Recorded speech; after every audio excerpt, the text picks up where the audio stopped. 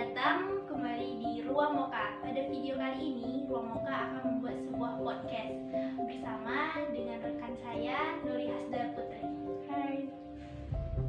Semoga untuk podcast ini dapat menginspirasi, memotivasi, serta saling berbagi cerita tentang pengalaman untuk kalian semuanya. Baiklah, saya perkenalkan secara singkat biografi seseorang yang berada di samping saya ini. Namanya Nuri Hasdar Putri, biasa dipanggil Nuri. Kelahiran tahun 2000, tepatnya pada tanggal 21 April. Sekarang ia menempuh jenjang pendidikan di perguruan tinggi salah satu universitas yang terletak di Kabupaten Kampar, yaitu Universitas Tuanku Tambusai, dengan jurusan yaitu PG PAUD. Baiklah, untuk mempersingkat waktu, langsung saja kita bertanya-tanya. Untuk yang pertama, kita langsung mengenai ke pendidikan atau membahas langsung ke bagian pendidikannya, yaitu apa hal yang membuat atau alasan kamu tertarik untuk mengambil jurusan PG PAUD tersebut? Oke, baik. Penonton setia Moka. Jadi awalnya itu kenapa saya tertarik menjadi guru lah istilahnya, guru PAUD gitu ya. Cuman kadang orang menganggap itu guru PAUD gitu kan. Cuman menurut saya gitu menjadi guru PAUD itu luar biasa sekali gitu. Mulai dari kesabarannya gitu ya, yang berhubungan setiap hari dengan anak-anak gitu. Jadi motivasi saya untuk mengambil jurusan PG PAUD karena saya rasa kurangnya motivasi remaja sekarang untuk kuliah di pendidikan anak ini gitu. Jadi karena saya sangat menyukai dunia anak gitu, saya ingin mengembangkan gitu. Pendidikan anak itu dari masa Golden X itu perlu gitu. Kita harus mengembangkan gitu. Jadi untuk teman-teman di rumah, tidak semua jurusan itu menuntut kita untuk sukses, untuk kita kaya gitu. Jadi kita harus memulainya dari emang kita nih untuk bisa bermanfaat untuk orang lain, terutama untuk anak gitu. Karena masa kecil anak itu menjadi awal penentu bagaimana dia untuk dewasanya, begitu menurut saya. Wah, itu alasan atau motivasi yang sangat menarik dari saudari Nuri. Selanjutnya, sebelum menempuh ke jenjang atau mengambil jurusan PG PAUD tersebut, tentunya seorang Nuri Hasdar Putri mempunyai impian di bidang lainnya. Boleh diceritakan impian apa yang sebelumnya diinginkan sehingga sekarang menempuh ke jenjang PG PAUD? Oke, mungkin ya di sini saya bercerita ya, mungkin ini awal saya bercerita juga gitu. Sebenarnya menjadi guru itu bukan cita-cita saya gitu, apalagi menjadi seorang guru PAUD ya gitu. Awalnya itu saya ingin sekali gitu kuliah, nanti dewasa kuliah di pendidikan kesehatan gitu, kesehatan gitu. Karena saya bercita-cita dari kecil ingin menjadi bidan gitu. Tapi entah kenapa semakin saya dewasa, saya takut gitu dengan dunia medis kesehatan gitu. Jadi saya mikir gitu, bagaimana saya ingin kuliah di dunia kesehatan kalau saya aja takut sama darah gitu, takut sama suntik lah gitu kan. Jadi ya udah, saya mungkin ini jalan saya untuk menjadi guru. Nah, karena saya mencintai dunia anak gitu kan, ya udah saya mengambil dunia PAUD saja. Kenapa tidak gitu? Mungkin begitu sih.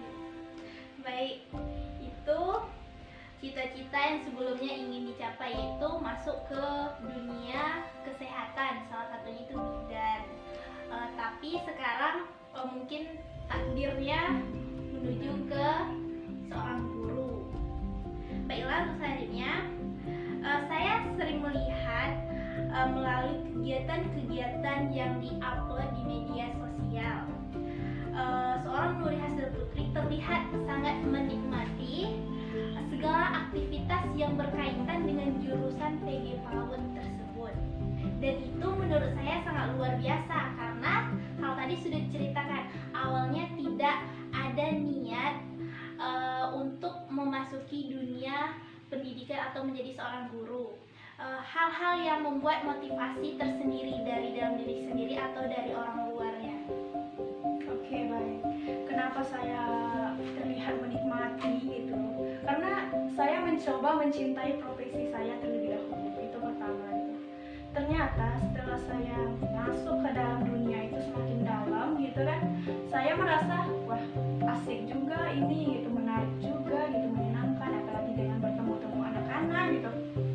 Jadi seringkali setiap kali mood saya kurang bagus nih misalnya gitu kan. Lalu saya dikasih tugas nih harus ada observasi ke PAUD, ke TK atau ke TPA gitu kan. Saya merasa senang gitu, saya merasa enjoy dengan yang saya lakukan. Lalu saya merasa senang, mood saya itu bisa jadi meningkat lagi karena bertemu anak-anak tersebut. Jadi saya rasa, duh, saya emang ada di sini nih, saya emang harus ada di sini gitu. Jiwa saya emang ada di anak-anak gitu. Dengan bertemu anak-anak itu selalu menyenangkan bagi saya. Tidak dengan harus bermain ke sana kemari dengan anak-anak saja saya sudah mulai senang gitu. Jadi menurut saya anak-anak itu menjadi mood booster lah bagi saya begitu.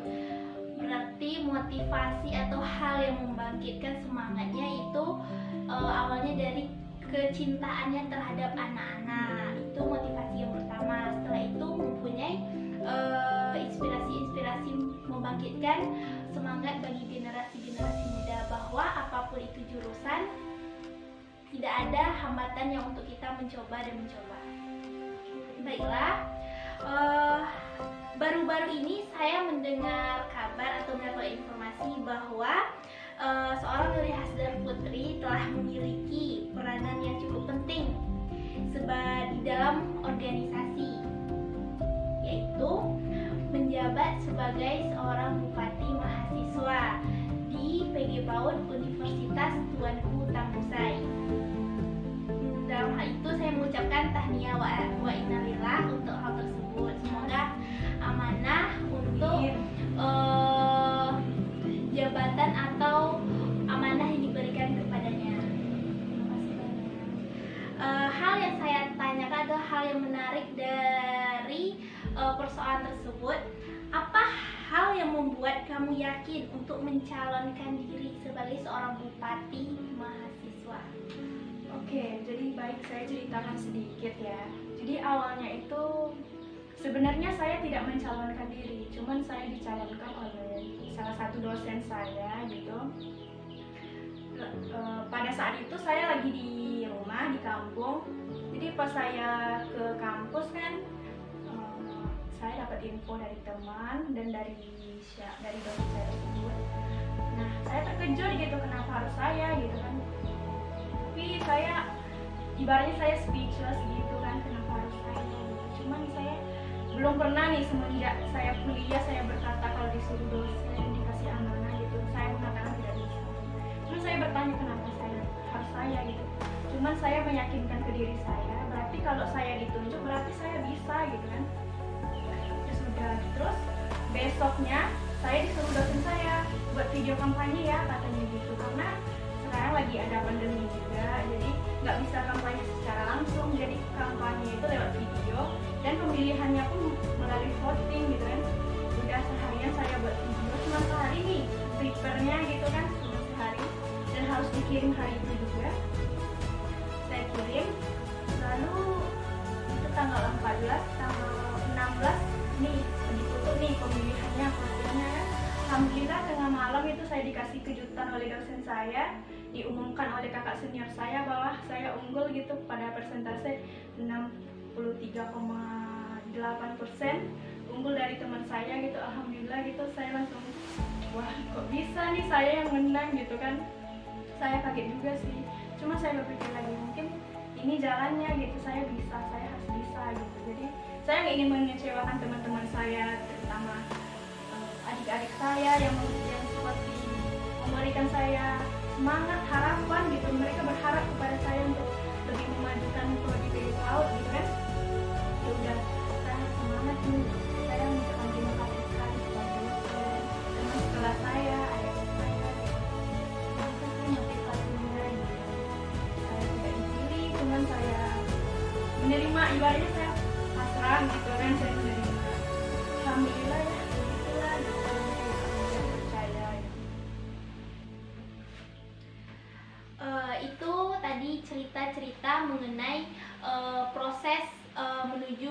seorang bupati mahasiswa.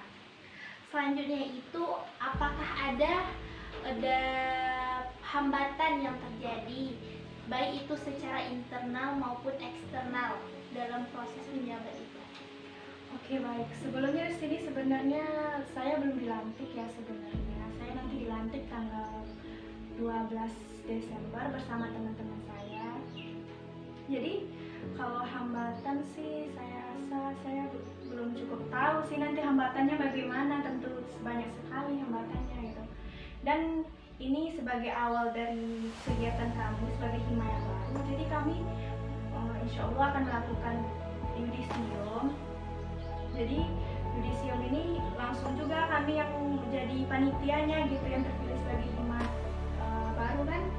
Jadi mungkin hambatannya itu seperti kayak kurangnya motivasi mahasiswa lain untuk ikut berpartisipasi aktif gitu dalam setiap kegiatan.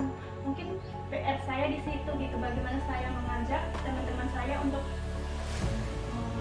aktif lah gitu dalam setiap kegiatan gitu. Istilahnya mau gitu kan, menggunakan pendapat, berargumentasi. Mungkin itu sih mungkin kesulitannya nanti gitu kan, bagaimana saya memimpin mereka, mengajak mereka berpartisipasi dalam kegiatan. Baik, tadi sudah cerita mengenai hambatan-hambatan yang terjadi baik itu internal maupun eksternal. Sekarang visi dan misi yang umum menjadi seorang bupati. Oke, jadi visi misi saya itu sangat simpel, biasa saja gitu ya. Waktu saya kampanye ya, saya menjelaskan itu. Jadi visi saya itu hanya menjadikan himpunan mahasiswa yang saya singkat dengan HIMA motivatif, inspiratif, dan aspiratif. Nah itu visi saya. Dan misi saya itu menjadi jawaban atas jawaban mahasiswa selama ini gitu. Maksudnya apa-apa yang menjadi bakat minat mahasiswa itu terjawab oleh kegiatan HIMA ini gitu. Lalu mendorong mahasiswa untuk berperan aktif dalam setiap acara himpunan mahasiswa ini. Dan saya ingin kedepannya kita melakukan seperti kegiatan yang bermanfaat serta berkesinambungan untuk HIMA gitu ataupun organisasi lainnya. Baik, itu visi dan misi yang luar biasa dari seorang bupati mahasiswa, dan saya juga baru pertama kali untuk mewawancarai atau melakukan hal ini dengan seorang bupati mahasiswa. Selanjutnya, apa hal yang ingin kamu sampaikan kepada para generasi muda agar lebih semangat lagi, dan apa yang ingin kamu sampaikan untuk orang-orang yang selalu memberi kamu support hingga mencapai hal ini? Oke, baik. Masalah memberikan motivasi ya. Sebenarnya saya orang-orang yang sering down juga dalam dunia pendidikan gitu ya. Saya kadang sering capek, lelah gitu kan. Cuman saya tanamkan sama diri saya gitu. Kalau saya capek, orang tua saya lebih capek gitu motivasi saya. Jadi saat saya benar-benar down nih, saya selalu ingat dengan orang tua saya gitu. Jadi untuk kalian semua gitu, kalian itu harus berubah gitu, karena menstimulus diri sendiri, menggali potensi diri itu penting gitu. Jadi kita hanya bisa saat usia-usia muda seperti ini kita bisa berkembang gitu kan. Jadi kita nggak bisa diam saja gitu. Mungkin dulu awal-awal ya kita kuliah, mengikuti pelajaran, pulang, tidur, buat tugas gitu. Mungkin itu kegiatan yang sering kali kita lakukan gitu. Namun saya berpikir seperti ini, kalau saya selalu seperti ini, apa nih saya majunya gitu kan? Saya nggak bisa nih seperti ini. Jadi saya sering bertanya ke teman-teman saya gitu, ke senior-senior saya dan dosen-dosen saya gitu, minta motivasi juga bagaimana sih Bu gitu. Cara memotivasi diri sendiri saat kita benar-benar down gitu kan. Saya banyak sekali mendapatkan motivasi dari baik itu teman saya, teman sebaya nih, senior, dosen gitu. Jadi kita kuliah itu tuh kita nggak bisa diam saja gitu. Kita yang harus mencari gitu kan, mencari ilmu terutama. Jadi kalau kita ngobrol tuh jangan hanya ngobrol-ngobrol kosong saja gitu, tapi kita ngobrol ada isinya, ada hasilnya gitu kan. Jadi yang sering memotivasi saya juga ya, yang seperti Ruang Muka tanyakan tadi, yang sering motivasi saya itu terutama orang tua gitu. Karena orang tua saya kan anak sulung nih, jadi orang tua saya sangat berharap besar sekali sama saya gitu. Mereka sangat berharap sama saya gitu, berharap suatu saat nanti saya bisa sukses gitu. Nah, lalu yang memotivasi saya itu ya teman dekat saya, teman-teman sebaya saya gitu, teman lain saya. Walaupun mereka kadang nyebelin ya, tapi mereka selalu, kamu nggak boleh kayak gini gitu, kamu harus semangat gitu, kamu nggak boleh down. Karena orang-orang yang terlihat biasa-biasa saja mungkin masalahnya lebih besar dari kamu gitu, kamu nggak boleh gitu kan. Mungkin itu sih, banyak juga nih dosen gitu kan yang kamu ini punya potensi, kamu harus berkembang, kamu nggak boleh sedih gitu ya dosen. Karena saya punya dosen dekat juga, ada yang seperti ibu seperti bagi saya, ada yang seperti ayah, jadi saya sering berbagi cerita. Mungkin ada cerita yang nggak bisa saya ceritakan ke orang tua saya kan, jadi saya cerita, ayo dong kamu semangat, kamu bisa loh gitu. Mungkin banyak sekali sih motivasi yang membuat saya seperti ini gitu, membuat saya berbicara kepada orang banyak gitu, apalagi memotivasi orang banyak gitu. Mungkin itu tak luput dari orang terdekat saya gitu, begitu menurut saya. Berarti di sini kita dapat mengambil bahwa orang yang memotivasi yang paling utama itu orang tua. Benar sekali. Selanjutnya itu ada sahabat-sahabat dan dosen-dosen juga. Baik, hanya boleh dong memberikan suatu motivasi atau kata-kata yang dapat benar-benar bijak dan memberi motivasi kepada penonton kita. Oke, jadi ini kata-kata motivasi yang sering sekali saya ucapkan gitu kalau saya ngobrol dengan teman saya gitu, atau dengan siapapun, atau dengan yang saya anggap adik lah gitu, mungkin ya saya sering menggunakan kata-kata ini. Kalau ingin mencapai suatu tujuan,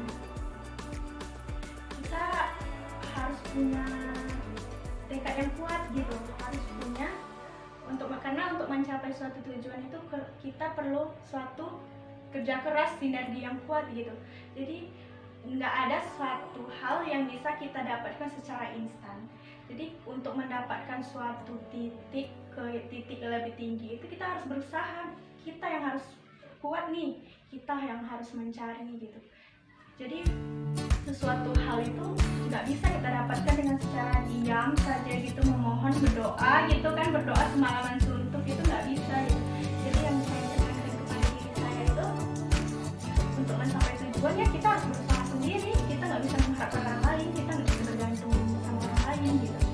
Jadi menurut saya motivasi terkuat itu ya diri sendiri gitu, karena yang mau bisa memotivasi kita tuh kita diri sendiri yang ingin berubah kita sendiri.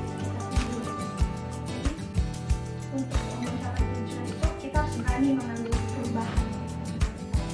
Wah, itu motivasi yang luar biasa.